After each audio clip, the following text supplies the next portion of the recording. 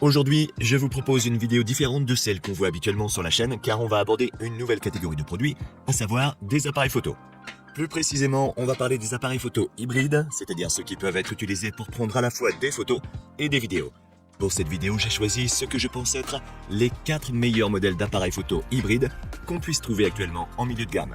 Ce sont des appareils qui peuvent être utilisés pour un travail de professionnel, mais qui ne sont pas aussi chers que les modèles professionnels. Comme toujours, dans la description de la vidéo, je laisse les liens vers tous ces appareils, au cas où tu voudras les acheter ou simplement vérifier leur prix. Sur ce, on peut commencer avec la liste. Numéro 4. Fujifilm X-S20. Le premier appareil dont on va parler est le petit nouveau de Fujifilm en termes d'appareil photo hybride, et c'est aussi le moins cher de cette liste. Le Fuji X-S20 est un appareil photo petit et très léger, pesant moins d'un demi-kilo. Il est donc assez ergonomique et offre une bonne prise en main. L'appareil est doté de différents cadrans et boutons, ainsi que d'un joystick très utile pour naviguer dans les menus ou pour choisir différentes mises au point. Situé au centre de l'appareil se trouve un viewfinder d'une résolution de 2,36 millions de pixels et à l'arrière se trouve un écran orientable d'une résolution de 1,84 millions de points. L'appareil photo dispose d'un seul emplacement pour carte SD de type UHS-2 et est équipé d'une prise casque et d'une prise microphone ainsi que d'un port micro HDMI. Le XS20 est doté d'un capteur APS-C de 26 mégapixels, ce qui lui confère une bonne netteté lors de la prise de photo, sans pour autant perdre ses capacités vidéo ou ses performances en basse lumière. De plus, cet appareil peut utiliser un obturateur mécanique avec une vitesse d'obturation allant jusqu'à 8 images par seconde ou un obturateur électronique avec jusqu'à 30 images par seconde.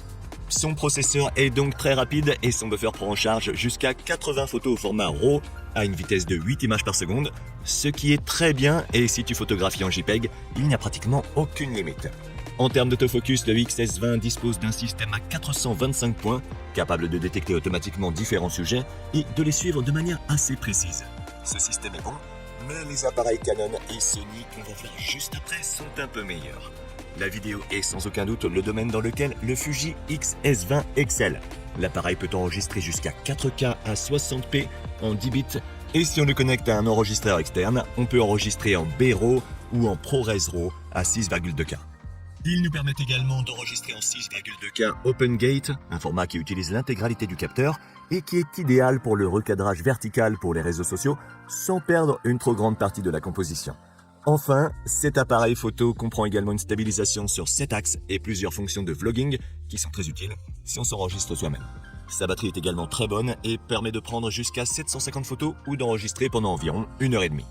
En conclusion, le Fuji X-S20 est un excellent appareil photo hybride doté de bonnes capacités photographiques, mais qui se distingue par ses excellentes fonctions vidéo, vraiment incroyables pour un appareil à ce prix. Si tu recherches un appareil photo hybride avec des capacités professionnelles pas trop chères, c'est l'une des meilleures options disponibles à l'heure actuelle. Numéro 3. Canon EOS R8. On a ensuite un appareil photo de la marque Canon qui est l'un de leurs derniers appareils photo hybrides. Le EOS R8 a un boîtier assez compact et léger avec une bonne prise en main et plusieurs boutons de commande. Ce boîtier est étanche et présente un certain degré de résistance à l'humidité et à la poussière. L'appareil photo est doté d'un écran entièrement tactile orientable, d'une résolution de 1,62 millions de points et d'un viewfinder de 2,36 millions de points. Ces résolutions ne sont pas les meilleures qu'on puisse trouver, mais elles ne sont pas mauvaises non plus et sont correctes par rapport à ce qu'on peut attendre d'un appareil photo de milieu de gamme. Une seule carte SD de type UHS-2 est prise en charge. Le EOS R8 est doté d'un capteur full frame de 24,2 mégapixels qui est plus performant dans les situations de faible luminosité que les capteurs APS-C. Ce capteur est assez rapide et dispose d'un obturateur premier rideau électronique qui permet de prendre des photos à une vitesse de 6 images par seconde et d'un obturateur électronique qui permet de prendre jusqu'à 40 images par seconde. Son buffer est lui aussi plutôt bon, il peut traiter jusqu'à 51 photos en format RAW et jusqu'à 2 fois plus en format RAW compressé. L'appareil photo dispose également d'un système d'autofocus de plus de 1000 points avec suivi et détection du sujet qui fonctionne très bien et qui fait partie des meilleurs qu'on ait trouvé dans sa gamme de prix. Il manque juste un joystick pour changer la zone de mise au point, mais on peut quand même le faire à partir de l'écran tactile. En termes de vidéo, cet appareil peut enregistrer jusqu'à 4K à 60p et au ralenti à 1080 et 120 images par seconde. Le boîtier de la caméra est également équipé d'un microphone et d'une prise pour casque au cas où on voudrait contrôler l'audio, et il est également capable d'enregistrer en C-Log 3 avec des couleurs de 10 bits, ce qui est idéal pour ajuster les couleurs selon nos préférences en post-production. Malgré tous ces avantages, le OS R8 a aussi des inconvénients. Par exemple, sa batterie n'est pas la meilleure et elle tient moins d'1 heure pour l'enregistrement vidéo. De plus, l'appareil photo a une limite d'enregistrement de 30 minutes, après quoi on doit commencer un nouveau clip et il n'y a pas non plus de stabilisation dans le corps de l'appareil, ce qui est à mon avis son point le plus négatif. Malgré ces défauts, si tu es à la recherche d'un appareil photo doté d'un capteur full frame que tu peux utiliser à la fois pour la photo et la vidéo et que tu ne veux pas payer très cher, je te recommande d'opter pour cet appareil. Le Canon EOS R8 est aujourd'hui un excellent choix et je pense qu'il vaut la peine d'être considéré.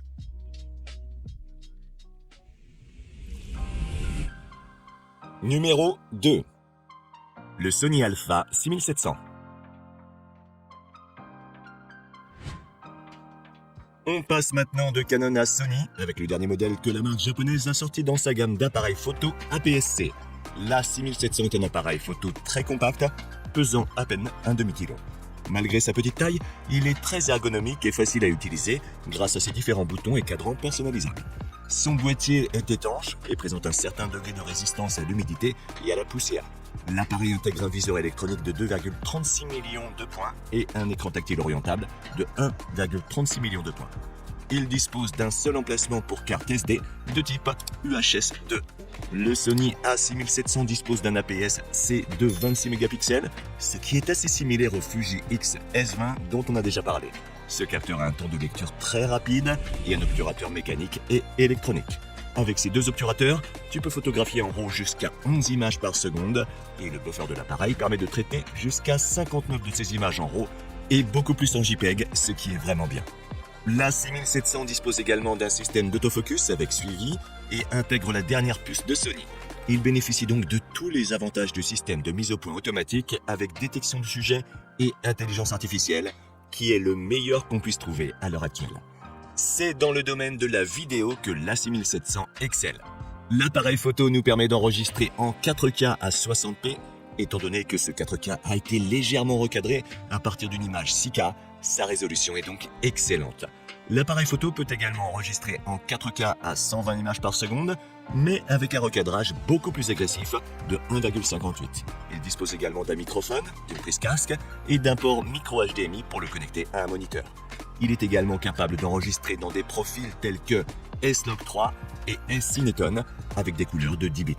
Cette caméra n'a pas de limite de temps d'enregistrement, mais en raison de sa petite taille et de l'absence de ventilateur, elle rencontre quelques problèmes de surchauffe lors d'enregistrements de longue durée. La batterie de la 6700 nous permet d'enregistrer en 4K pendant plus de 2 heures avant de devoir la recharger, et l'appareil photo est également doté d'une stabilisation sur 5 axes, ce qui est très utile pour les photos et les vidéos. En conclusion, si tu recherches un appareil photo hybride de type APS-C, principalement axé sur la vidéo, la 6700 de Sony est l'appareil idéal. C'est un appareil qui est assez similaire au Fuji X-S20 qu'on a vu en numéro 4, étant meilleur sur certains aspects et moins bon sur d'autres. Numéro 1. Lumix S5 II. En tête de liste, on a un appareil photo Panasonic, qui est également l'appareil le plus cher de cette vidéo. Le Lumix S5 II est un appareil photo un peu plus professionnel que les autres appareils de cette liste. Son boîtier est plus grand et pèse 740 grammes, alors que les autres pèsent tous moins d'un demi-kilo. Cependant, ce boîtier plus grand lui permet d'avoir certains attributs qu'on n'a pas dans les autres modèles, tels que 2 emplacements pour carte SD UHS 2, un port HDMI de taille normale et un ventilateur interne. L'appareil est également scellé pour résister à la poussière et à l'humidité et comprend un viewfinder d'une résolution de 3,68 millions de points ainsi qu'un écran LCD orientable entièrement d'une résolution de 1,84 millions de points. Le Lumix S5 II possède un capteur full frame de 24 mégapixels qui dispose également d'un mode haute résolution permettant de superposer plusieurs images à l'aide d'un trépied pour une photo plus détaillée de 96 mégapixels. L'appareil photo est doté d'un obturateur mécanique avec une vitesse d'obturation allant jusqu'à 7 images par seconde et d'un obturateur électronique permettant de prendre jusqu'à 30 images par seconde. En ce qui concerne le buffer, L'appareil photo peut traiter jusqu'à 200 images en format RAW, ce qui est très bien. Le S5 II est également doté d'un système de mise au point automatique en continu, capable de détecter et de suivre automatiquement les visages. Ce système fonctionne assez bien, mais il ne détecte pas autant de sujets et n'est pas aussi précis que l'autofocus de Canon ou de Sony. En termes de vidéo, le S5 II est capable d'enregistrer en 4K jusqu'à 60p, bien qu'il y ait quelques coupures dans ce mode. Il peut également enregistrer en 1080 jusqu'à 180p. L'appareil photo est doté de couleurs 10 bits et permet d'enregistrer en Vlog et d'ajouter des LUTs directement à partir de l'appareil. Il dispose également d'un mode pour enregistrer en Open Gate 6K en utilisant la totalité du capteur. La stabilisation de la photo et de la vidéo est vraiment bonne et sur ce point, il surpasse tous les autres appareils de la liste. Il n'y a pas non plus de limite d'enregistrement et grâce au ventilateur intégré, il n'y a pas de risque qu'il s'éteigne lorsqu'il enregistre pendant une longue période. Sa batterie nous permet de prendre environ 370 photos ou d'enregistrer des vidéos pendant environ 2 heures, ce qui n'est pas mal du tout. En conclusion, le Panasonic Lumix S5 II est un appareil photo hybride avec de bonnes fonctions photo et surtout vidéo, mais il se distingue par des caractéristiques qu'on retrouve habituellement dans des appareils professionnels beaucoup plus coûteux. Si tu recherches un appareil full frame qui peut être utilisé professionnellement, je pense que c'est un excellent choix. Tu peux le retrouver dans la description ci-dessous, où il y a également des liens vers tous les autres appareils photo que j'ai mentionnés. Et si tu as aimé la vidéo, n'oublie pas de la liker. Sur ce, je te donne rendez-vous à bientôt dans la prochaine vidéo.